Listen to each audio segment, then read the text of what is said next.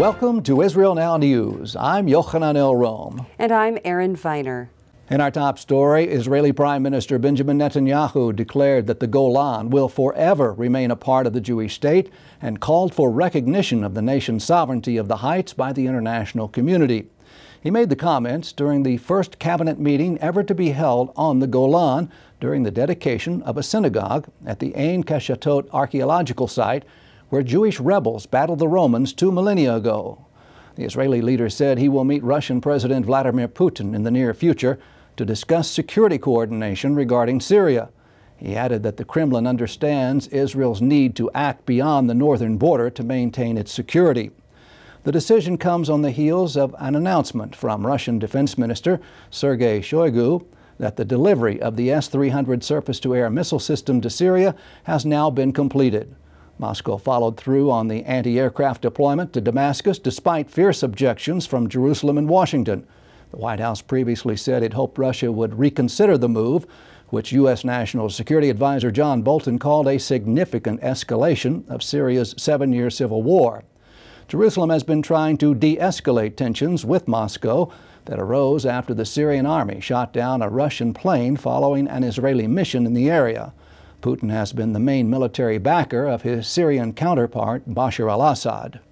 An intense manhunt was launched to apprehend the Palestinian gunman who murdered 2 Israelis in cold blood on October 7th. The shootings occurred in the Barkan industrial zone where all 3 were employed. The victims were 28-year-old Kim Levingrand Yecheskel, who left behind a husband and a 16-month-old baby, and Ziv Hashbi, a married father of 3, shot down just days before his 35th birthday. Organs of both victims were donated so that others might live. Another 54-year-old woman was also shot but survived her wounds. Hamas welcomed the vicious terrorist attack, and Palestinians were photographed handing out candy in celebration of the killings. Israeli Prime Minister Benjamin Netanyahu threatened Hamas Islamists, saying a very harsh response will be forthcoming in the event of further attacks in the Gaza border area. He also ordered the deployment of additional IDF troops to the frontier with the Palestinian territory to ensure greater security for southern Jewish communities. The premier's statements did not appear to indicate an imminent launch of a military offensive into the lawless Arab enclave. The increased army presence is also aimed at preventing relentless efforts of Arab terrorists to breach Israel's security fence during weekly demonstrations which began 7 months ago. Since that time, an Israeli soldier has been killed by a Palestinian sniper, and thousands of acres of Israeli land have been burned by incendiary airborne objects launched by Arab terrorists. Israel has sent WhatsApp messages to thousands of residents in Beirut, warning them about the dangers posed by the positioning of a Hezbollah weapons facility in close proximity to their homes. Security officials say that the site is a missile factory located in the heart of a residential area of the Lebanese city near a school and a hospital. Israeli Prime Minister Netanyahu accused the Iranian-backed militia of using innocent people in Beirut as human shields. Jerusalem Mayor Nir Barkat accused the UN's Relief and Works Agency for Palestinians of promoting terrorism and vowed to expel it from the capital. City Hall is now set to take over various programs in the education, health, and sanitation sectors UNRWA has been operating illegally without licensing or supervision. The mayor exclaimed that there are no refugees in Jerusalem and that the Arab citizens will receive the same municipal services as all other residents. He also applauded Washington's recent severance of aid to the UN agency. Barkat stressed that the move created a rare opportunity to deal immediately and decisively with the Palestinian Authority's intention to perpetuate the so-called refugee problem in order to further incite violence against Israel. During her recent visit to Jerusalem, German Chancellor Angela Merkel underscored her nation's recognition of Israel as a Jewish state and indicated that the Palestinians must accept this position in any eventual peace agreement. Merkel also announced that Germany is convinced and strongly shares Israel's position that everything must be done to prevent Iran from acquiring nuclear weapons. She added that Iran's military presence in Syria and Lebanon is a threat to Israel. During the two nations' annual government-to-government talks, the chancellor also met with Israeli President Reuven Rivlin in Jerusalem. While paying homage at the Yad Vashem Holocaust Memorial to the 6 million Jews killed by the Nazis, Merkel said that Germany has a responsibility to confront anti-Semitism and to never forget the Holocaust. Economic conditions of all territory under Palestinian management are imploding and now experiencing what the United Nations Trade and Development Agency deems as de-development. Gaza's financial situation in particular has been steadily declining since 2007, when the Hamas terror group seized power from its rival Fatah faction in a bloody coup. Mahmoud el-Hafif, who coordinated the latest annual UN report on the issue, told journalists at a Geneva press conference that agricultural production in the Strip fell by 11% last year, and half of Gazans under the age of 30 were jobless, amid the world's highest unemployment rate of 27.4%. The anti-BDS ACAM organization just scored another major victory in Spain. District judges in the southwestern city of Ayamonte overturned a resolution banning trade ties with Israel that had been passed by the local municipal council last year. This latest development follows additional positive judgments by 35 other Spanish courts. The group responsible for driving the anti-Israel motions is the pro-Palestinian left-wing populist Podemos party. Justices in the latest case wrote that the resolution violated the country's constitution. Israeli filmmaker Ala Morke Davidian has just been recognized as the world's best female director by the prestigious Toronto Film Festival. Her entry entitled Fig Tree triumphed over 12 other competitors in the final round for the top prize.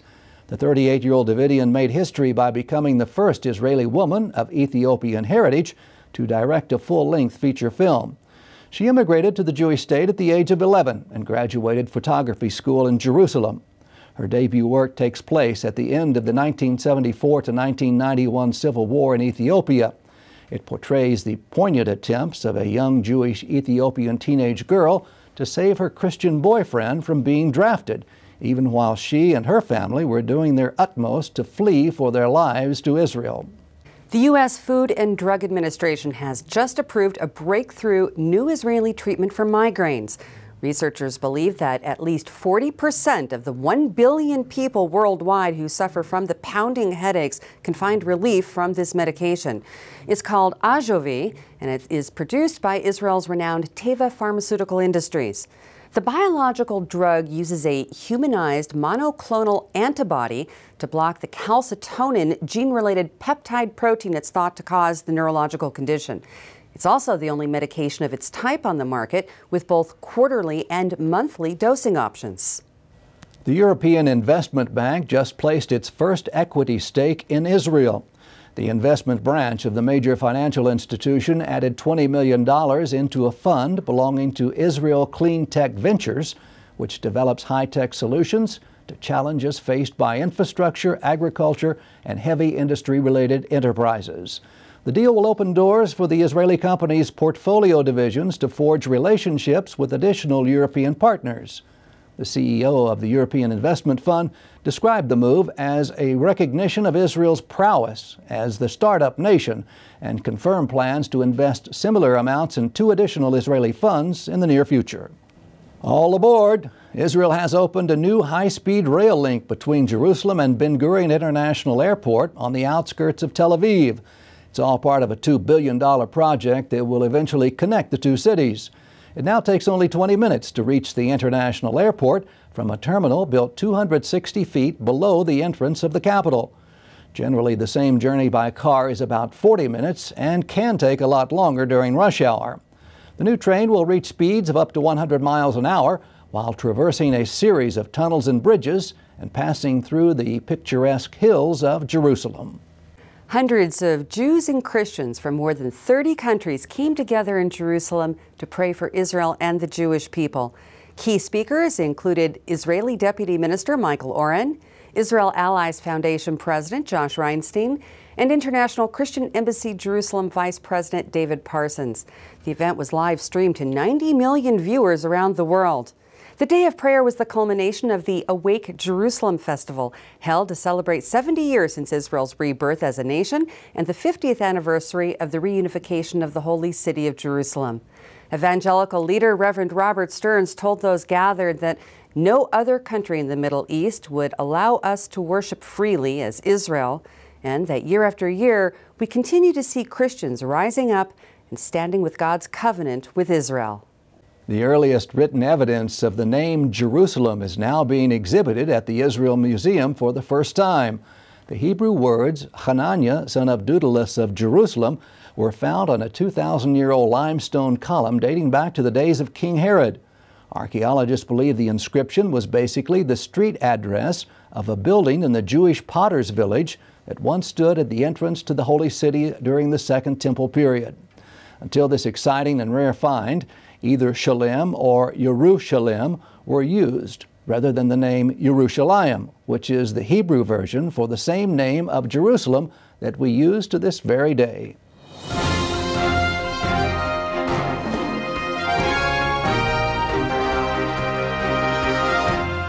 That concludes the news portion of our show. Stay tuned for Ask the Source with Josh Reinstein.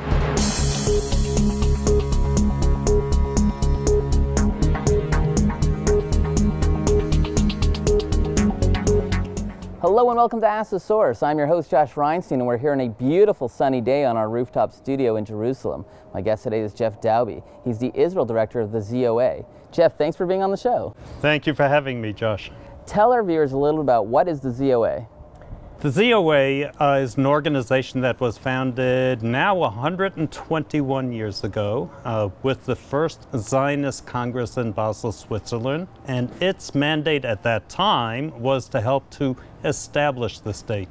Right now, the ZOA is doing incredible work in the States, working with the media, working in Congress, working on the campuses, working on the courts in order to help the pro-Israel community, including students, in furthering or advancing the cause of Israel, whether it be in their communities, like I said, on campus, in Congress, wherever it's needed. Well, the ZOA stands for the Zionist Organization of America, yet you run an office here in Jerusalem. What are some of the things that are happening here? Well, what I try to do here, Josh, is I try to connect leadership in America. After all, it is the Zionist Organization of America, with leadership here. Try to advance a lot of our issues here. Try to further the cause of Judea and Samaria here. Try to help people understand what our legal rights are based on international law, of course, based on the Bible, based on our superior moral claim, based on our security needs. But essentially what I try to do is I try to raise awareness among leadership in both countries and both communities in order to advance the U.S.-Israel relationship. This year, 2018, what are the three most important issues that you focused on? Well, one of the most important issues that I focus on is literally right here, Josh, as we speak. It is Jerusalem. One of the things that we accomplished was, this was with tremendous assistance from our president, Mort Klein, and our organization, is to bring the embassy, the U.S. Embassy, to Jerusalem. That was one of our accomplishments. The other accomplishment in making, as I speak, that we're working on right now, is that mountain right over there. That is the Mount of Olives. And what we try to do is we try to secure that mountain. That mountain is the place where 150,000 Jews are buried, holy also to the Christian world. But 150,000 Jews, many of them among our greatest sages, among our greatest leaders, like Prime Minister Menachem Begin. We, over the course of the past now going on 8 years, have managed to make enormous strides in securing the Mount of Olives. In fact, we have a concert going on there tomorrow evening and the evening following. What we are trying to do is we're trying to bring the community, we're trying to bring tourists, we are trying to bring everybody, young people, to the Mount of Olives, because that is, after all, the epicenter of Jewish education. There are more Jewish leaders, more luminaries buried there than any other place on earth. You know, we've seen a huge change in the relationship between America and Israel. Very big difference between the Obama administration and the Trump administration. What do you think the big difference is? The big difference is that they don't see us anymore. By they, I mean the Trump administration does not see us as an obstacle to peace in this region. They see Israel as a facilitator to peace in this region. The American administration, the Trump administration, is so aware of the role that we play, not only in our immediate environs, but also in the greater region. There are countries, what they call the more moderate Arab countries out there, that have a burgeoning relationship with us. So the Trump administration, as opposed to the Obama administration, understands our role, understands what we can do, understands that the role of Jewish history and the role of Jewish history also going forward. So we have a completely different relationship now with this administration compared to what we had in the past. In the past, when I went to Washington or when I met with members of the administration here, it was rather a cold, icy relationship. Now, it could not be warmer. And that includes, by the way, Josh, even in the State Department, where I just visited last month. You know, at the same time, there is a narrative that people are saying that the American Jewish community is becoming less supportive of Israel. Do you think that's true? And if so, what can be done? That's an excellent question, Josh. You know, there is a segment of the American Jewish community that is becoming more pro-Israel, and that is more, polls are finding more among the observant, more among the educated American Jewish population. Unfortunately, what has happened in a sizable segment of the American Jewish population is that the uneducated or the yet to be educated have unfortunately embraced a universalist, a globalist kind of a social justice attitude, which actually diverts them from a love for Israel. We have more social justice programs here, more NGOs than one could ever imagine. They can keep themselves very, very busy by engaging in social justice here in Israel. They don't have to look for other opportunities in other venues. But unfortunately, that's happened to the American Jewish community. We can turn it around. It's all about three things. It's about education, education, and education. And if we can upgrade that Jewish education for those populations, I think we'll be back on the upswing again. Jeff, there are literally tens of millions of people watching this show. What message do you have for our viewing audience? My message is come here. Come to Jerusalem. Come to Israel. Visit with us. A lot of the things that people hear out there, once they come to visit here in Israel, they find out that either some of the bad things that they've heard about Israel are completely untrue, and the good things that they've heard about Israel aren't completely as true. They find out that they are even truer.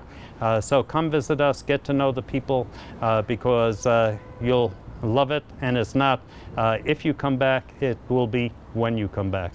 Thanks, Jeff, for being on the show, and thank you for tuning in to Ask the Source. I'm your host, Josh Reinstein. Now back to the studio.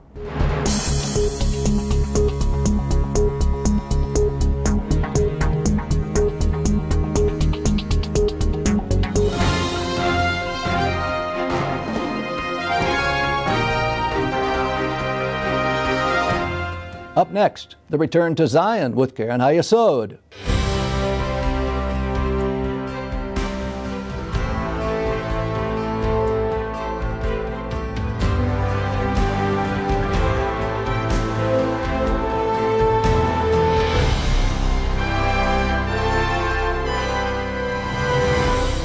Shalom and welcome to the Return to Zion with Karen Hayesod. I'm Eliezer Moody Sandberg, World Chairman of Karen Hayesod United Israel Appeal, the leading official fundraising organization for the State of Israel. Today, you will witness the fulfillment of biblical prophecy through the gathering of the exiles. God bless you from Jerusalem.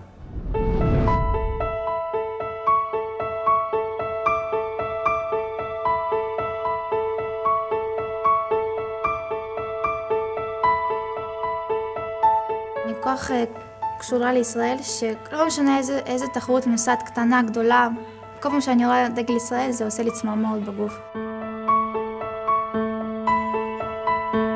אולימפיאדה זה חלום של כל ספורטאי, אני חושבת. איך שנכנסנו לאולימפיאדה, לכפר האולימפי, ראינו הספורטאים הכי טובים שיש, באמת, כאילו, מכל העולם אמרנו, וואו, גם אנחנו ביניהם. אין לי מדינה אחרת. זה הבית שלי.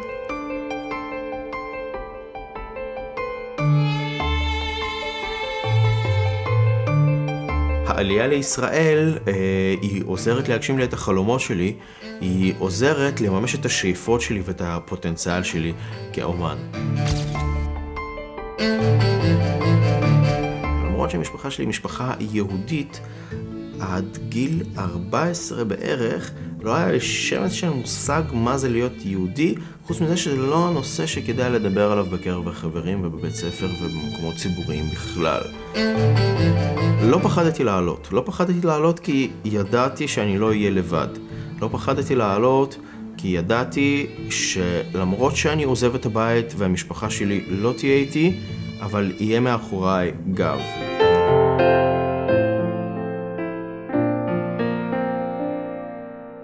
If you've taken all the messages and all the education that we received, which come as no surprise of my desire to establish and live a life in Israel, I still see myself as an Oleh Hadash or new immigrant. My current role at Bank Leumi, which allows me to act as an ambassador both for the bank and for the State of Israel, makes me feel like I've come full circle. We have a people who, for the past 60 years, despite challenges, despite hardships, despite a war every decade, continue to succeed on an international scale. This is a land of modern-day heroes.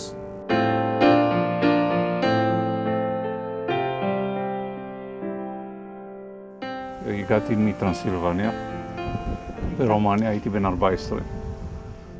כאן ראיתי פעם ראשונה חיבור בראייתי מדהים בין השורשים שלנו, תורת ישראל, עם ישראל וארץ ישראל. כל אחד מכם כאן יכול להגיע, כי נותנים לו את ההזדמנות, הרבה בזכות קרן היסוד והתרומות שאנשים טובים נותנים, להתחנך, לגדול ולהיות יום אחד מן הימים רופא, פרופסור באוניברסיטה, רב, מדען או אלוף בצה"ל.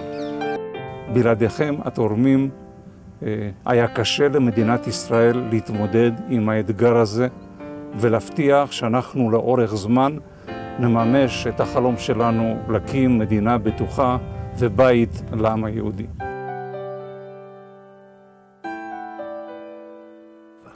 The Aliyah is the new blood that have to be constantly injected to make us better people.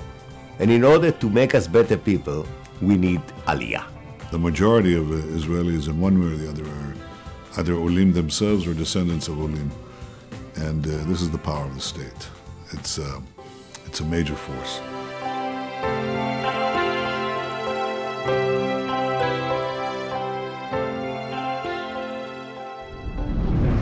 Come join Keren HaYesod in fulfilling biblical prophecy. Let's bless Israel together. To donate and get information, call us at 1-800-505-1665 or visit our website at www.khisrael.org.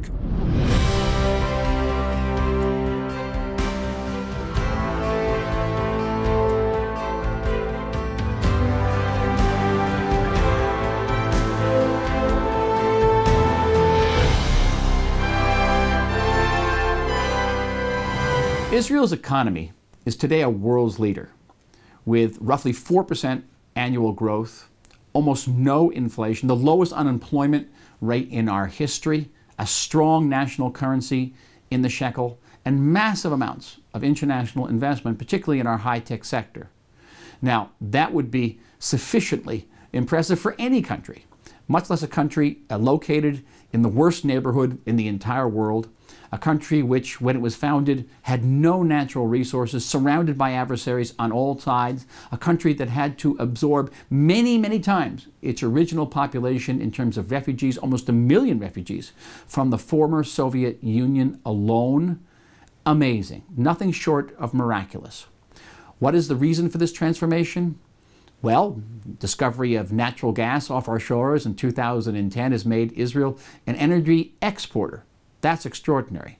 But the true source of our economic miracle has been our minds, our brains, our innovations. Israel is regularly listed as one, or perhaps even two, most innovative country in the world. We dedicate more of our national budget to innovation, and we are world leaders in every field, from high-tech agriculture to autonomous driving, and of course to cybersecurity. Israel is only 0.02% of the world population, but we account for 20% of the world's investment in cybersecurity. Every major high-tech company in the world, about 300 of them, have at least one research and development center here. Apple, a high-tech company that never had a research and development center outside of the state of California, has 3 here now and is opening perhaps another one.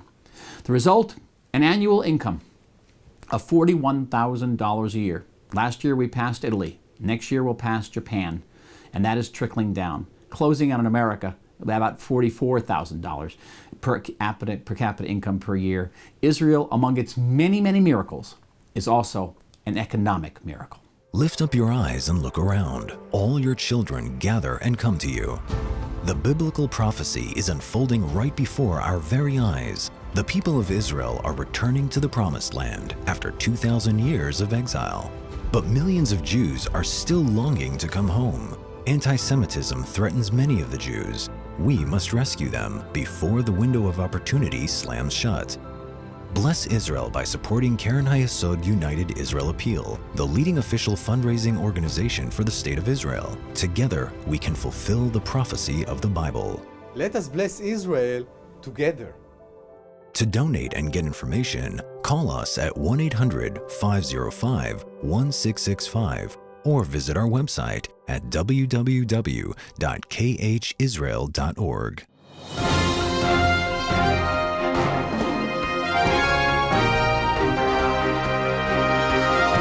That's all for this edition of Israel Now News. I'm Yochanan El-Rom. And I'm Erin Viner, reporting from our studio in Jerusalem. Please join us again next week for all of your Israel updates.